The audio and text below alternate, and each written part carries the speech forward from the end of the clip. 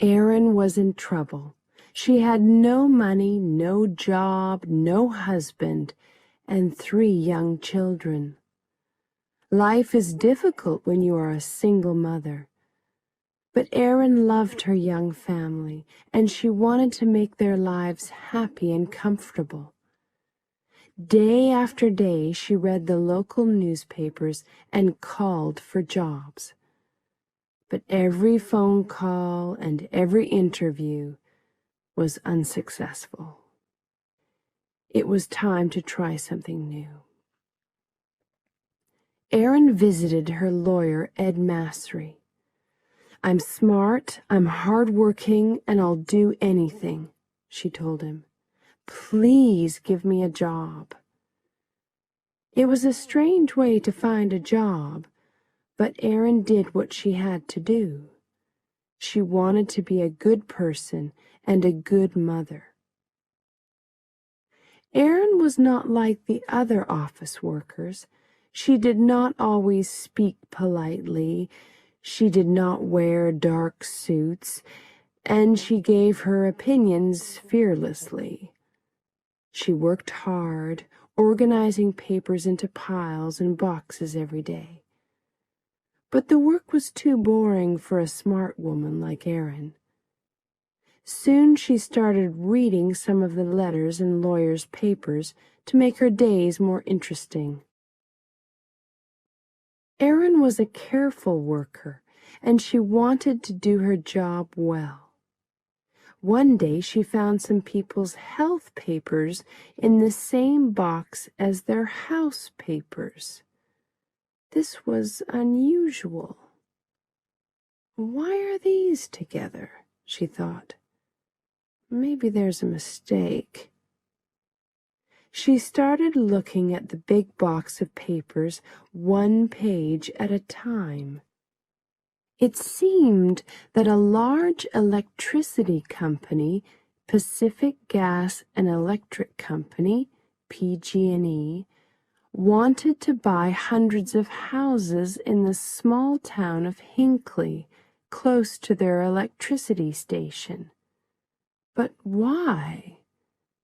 More importantly, why were the homeowners' health papers in the same boxes?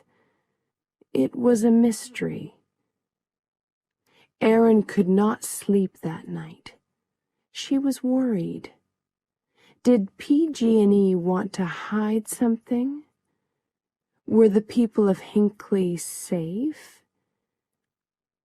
Erin was already a busy woman with her own problems. She had little time to worry about other people. But deep inside, Erin felt that something was wrong. Could she solve the mystery? She needed more information. The next day, she spoke to her boss, Ed. With his help, Erin started looking more closely at the papers. Erin discovered more and more strange papers in the Hinckley box. She realized that there was a serious problem. She loved her family, and she wanted to spend more time with them. She wanted to see her children grow up. But people in Hinckley were very sick, and only Erin knew about it. She wanted to help. So she bravely decided to solve the Hinckley mystery alone. Erin visited people in Hinckley and spoke to them about PG&E, their houses, and their health. She wanted to find the true story. Erin was not a lawyer. She was friendly and interesting, and the people of Hinckley liked talking to her. They told her that PG&E was a good company. It made their water safe, it paid for their hospital tests, and it offered good jobs. But Erin was not so sure. Erin always got what she wanted. Now she needed help and information. She was working alone, but this did not stop her. She called and visited scientists, doctors, and lawyers. She talked to anyone who could help her, and every day she worked hard. At last she got the piece of information that she really needed. PG&E was poisoning the water near Hinckley. PG&E is one of the biggest companies in the U.S., and people liked and trusted it.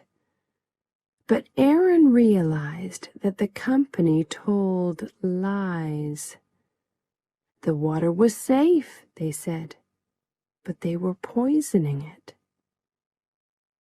Aaron was not important, famous, or rich. She was not even a lawyer.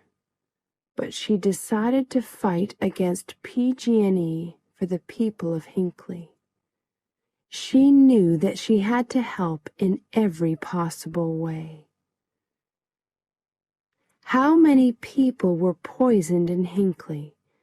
Was anyone in danger? Aaron returned to the town to find out. People knew Aaron now. They trusted her, and they talked honestly about their health problems. Hundreds of people in Hinckley had terrible illnesses, and some were dying. As Aaron listened to the great problems and worries in these people's lives, she became very angry. PG&E knew that it was killing people. It was expensive to clean the water from its electricity station, so the dirty water ran into Hinckley's river and drinking water. Now the company wanted to buy the houses and keep the secret. It was not worried about the people who became sick. It was worried about possible payments to those people. Money was a big problem for Ed Masry, too, at this time. Aaron's work was important. He knew that. But lawyers only get paid when they win. It was almost impossible for a small local law office to win against PG&E. Ed was afraid. But he was a brave man, too. He trusted Aaron, and Aaron's courage and hard work carried them through the most difficult times. From start to finish, Aaron's work for the people of Hinckley took more than 5 years. During that long and difficult time, Aaron and Ed made a great team. As Aaron talked to different Hinckley people, her name and face became famous in the town. She had to be careful, though. She did not want PG&E to know about her work. As more people told their stories, Aaron got the necessary information. She worked longer and longer hours. She still had a family to look after, too. Her body and mind were tired, but she knew that quick action was important. Finally, it was time to fight PG&E. Aaron and Ed sent 634 notices for lawsuits from their small office to the large, expensive offices of PG&E. It was brave, but was it crazy? PG&E was a dangerous enemy. Was this the end for Ed's company?